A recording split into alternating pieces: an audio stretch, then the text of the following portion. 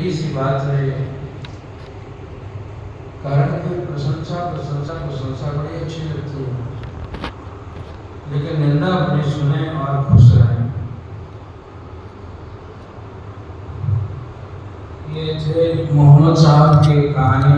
कहीं पढ़ा था, वे स्नान करके जब जाते थे किसी गली से, तो उसके दरवाजे पे कोई बुढ़िया बैठी होती थी, और वो बुढ़िया उनको देखते ही उन पर थूक फेंके, उन पर गाली दे, और क्या क्या खोलिए नंगा क्या क्या करके उसको गाली दे, और हंसते हुए चले जाते थे, माता प्रणाम।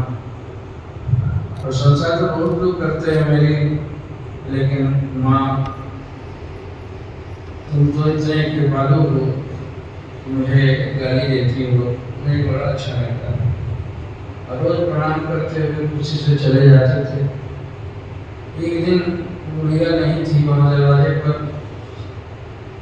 तो कोई उनको गाली देने वाला नहीं था, और उतने बड़े महात्मा बड़े थे। उनके मन में अगर उनसे पूछा उन्होंने कि बूढ़ी माता कहाँ चली गई जो मुझे रोज आशीर्वाद दिया करती थी, तो पहले तो गाली देती थी आपको, तो आप आशीर्वाद कहा कि हाँ। प्रशंसा में आदमी भूल जाता है, और गाली में अपने खोट को ढूंढने का मौका मिलता है।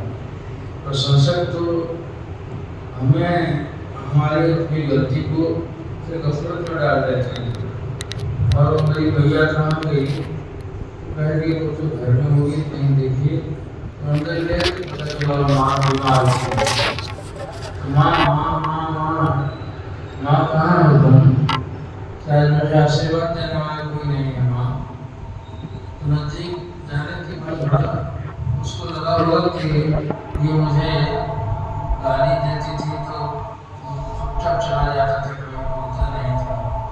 और आज ये मुझे माँ माँ का भी ढूंढ रहा है, तो मैं बीमार पड़ी हुई हूँ, करा तो कुछ ले या मौका पाके मुझे कुछ राहत कर दे। तो चाहिए ना, भयभीत होती थी कि मैं इसको रोज प्रार्थना, इसको गाली देती थी तो चुपचाप चला जाता था। आज मैं इधर बीमार हूँ, तो कहीं ना ऐसा नहीं कि मुझे मार पड़े या कोई ये करे मौका देख के। तो मैं हैरान हो गई, माँ का क्या करेगी, आदमी आशीर्वाद नहीं दोगे, नहीं बेटा मैं आशीर्वाद लगा, रोज गालियाँ देते थे। कहा कि हाँ अच्छा है, रोज मुझे बहुत सारे लोग मुझे प्रशंसा करते हैं, मुझे याद करते हैं, और तू ही तो है मुझे जो आशीर्वाद देती है। और जल्दी से ठीक हो जा कि कल से फिर मुझे गाली दिया करो। महापुरुषों की बड़ी महानता की बातें होती हैं। गौतम बुद्ध को किसी ने जंगल में तप कर रहे थे, तो उनको गाली देना लग गए, और खूब गालियाँ दिया, हंसते रहे। जब गाली से थक गया तो आपके पूरा इतनी गालियाँ दी, और ये मुझे गालियाँ देते जा रहा है, देते मैं थक गई। तो गौतम बुद्ध कहेगी तो थक गई, गालियों का शौक खत्म हो गया, कल आना और याद करके मैं यहीं तैयार रहूँगा तुम्हारी गाली सुनने के लिए।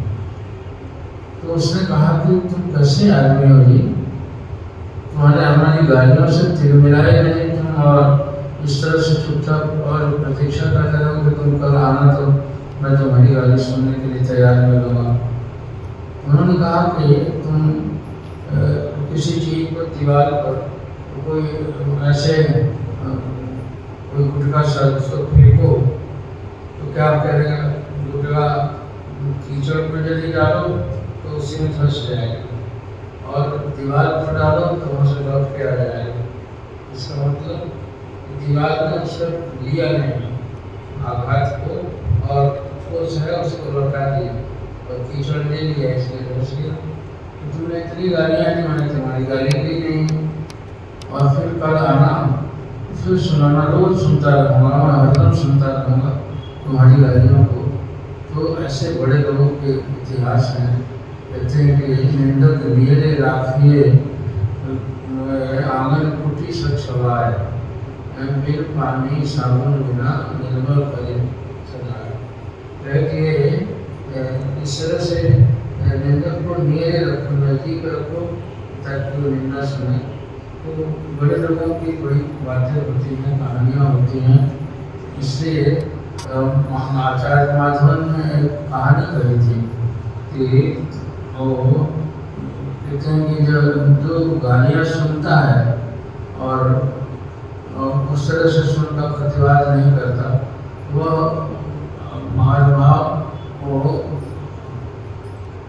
उसका पाप ले लेता है, जो निंदा करता है उसकी, और जो प्रशंसा करता है वो हमारे पुण्य ले लेता है। तो इस तरह से प्रशंसक जो हैं तो गफलत में पड़ जाते हैं। आदमी को निंदा से घबराना नहीं चाहिए, बहुत तिलमिला जाता है। कोई भी ऐसा नहीं होगा जो आदमी निंदा सुनकर तिलमिलाया नहीं, तिलमिलाया जाता है। इसलिए महापुरुषों की बड़ी बड़ी बातें हैं और उनकी बातों को सुनता आदमी दिनों दिन निर्माण हो जाता है। इसलिए दरबार के बड़े बड़े लोगों की कहानियाँ सुन के हमको शिक्षा लेनी चाहिए और बड़े महानुभावों के उन शिक्षा को लेकर सीख लेकर आदमी को बड़प्पन आना चाहिए। बड़ा तो हर कोई हो जाता है, बड़प्पन हर कोई नहीं होता। इसलिए बड़प्पन यही होता है कि आदमी को बड़प्पन आवे और उस बड़प्पन को मुताबिक सम्मान कर चले। गुरु भगवान का घर इसी बड़प्पन की शिक्षा देता है। बड़प्पन बताने के लिए इस विद्यालय में हम बैठते हैं और उसको ऐसा करते हैं। इसीलिए इन बड़े बड़े महानुभावों की बातों को सुन के हमें शिक्षा लेकर बड़प्पन बनाना चाहिए और बड़ा बनना चाहिए। गुरुदेव भगवान